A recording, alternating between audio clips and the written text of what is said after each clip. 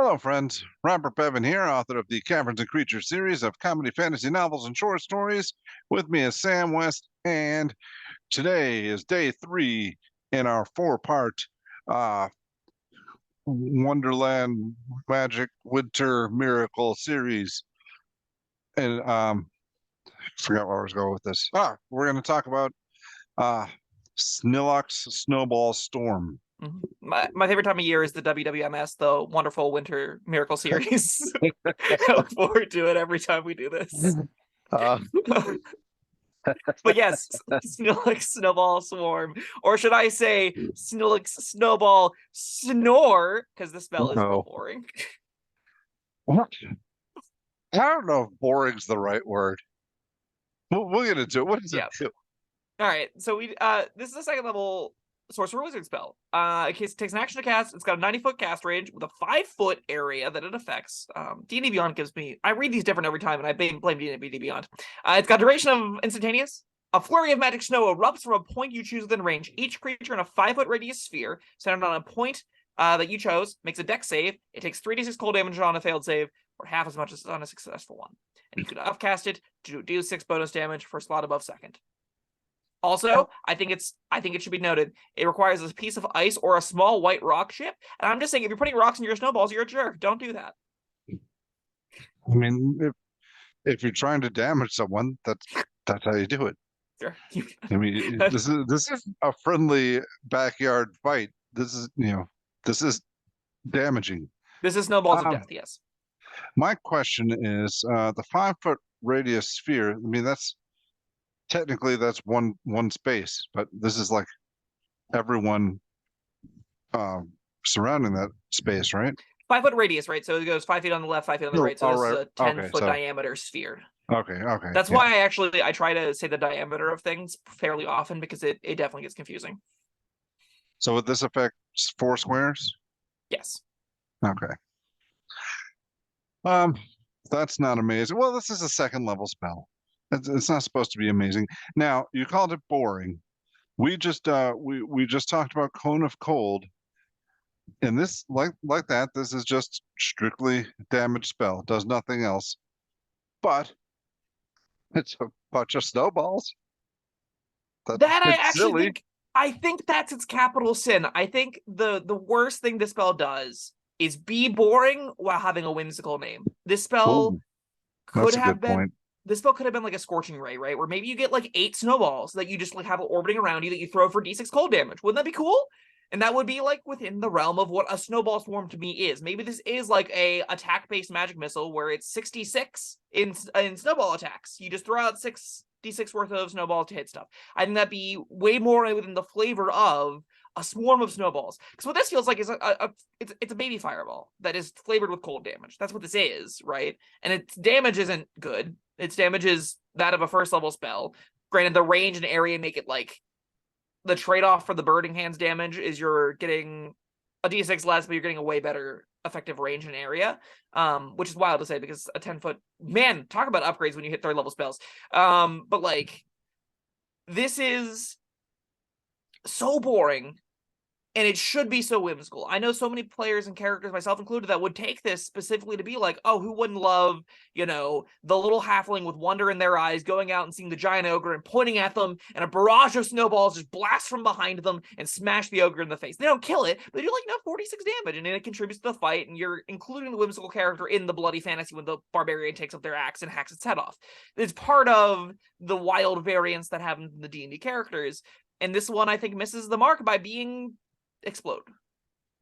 Even better, I would think, I wish the snowballs were coming from you. I mean, this is more useful. I guess you get to point it wherever you want. But when I first read this spell, I thought it was going to be like Buddy the Elf. Me too. Like machine gunning snowballs all over the place. But alas, it is not.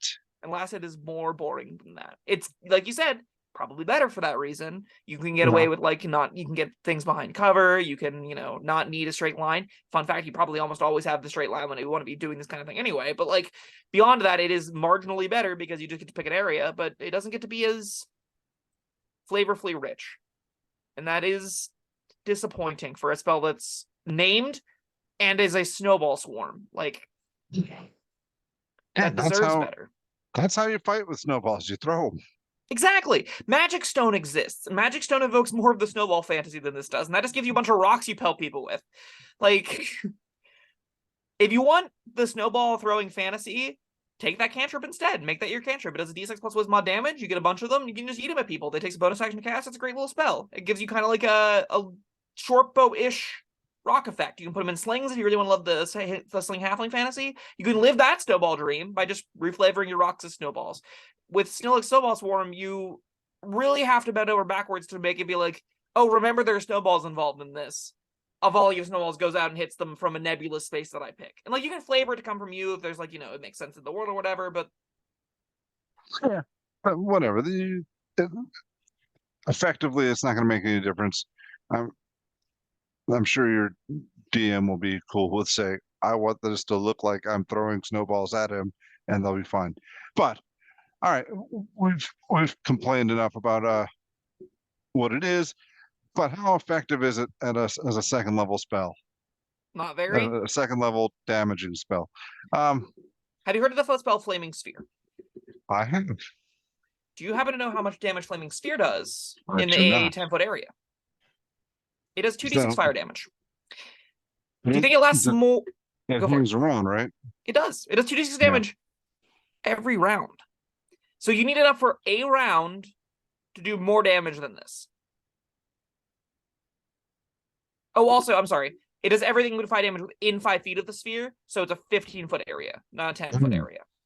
So it's not even 4 squares, it's larger area than that. What level is that? Second level. Okay, well, it's comparable. You can just move it around as a bonus action. You get so much more juice out of it. I Yeah, don't know. That seems a lot better to me, right? I mean, yeah, it almost inarguably is better. Yeah. Like, if we look at the other, like, even if we're just wizard sorcerer, let's just keep it simple. If we look at the second level options for those, we did a quick plug. We did a second level top 5 wizard spells that Flaming Sphere was on, and I was wrong about some things. Web is baller, and I should have had that on my list. But hindsight's 2020. There are other options here, like, so I think this compares really well actually to Agnazer's Scorcher, which, I mean, no one I don't think has ever been excited about. But Agnazer's Scorcher is a line that erupts that does 3d8 was excited about it. That's true. I also get excited about it because it's a line, but again, I'm weird like that. And it gives you a 3d8 fire line in a 30-foot line. Like, that is more damage than this technically. And that's like also notably more damage than a level 1 Burning Hands does. So there is like a reason to think it's worth casting, where this is the same damage as level 1 Burning Hands. Yeah. I don't get it. Wait, that's level 1 Burning Hands 3d6? Yeah. Oh. No, I don't get it either. Cloud of Daggers?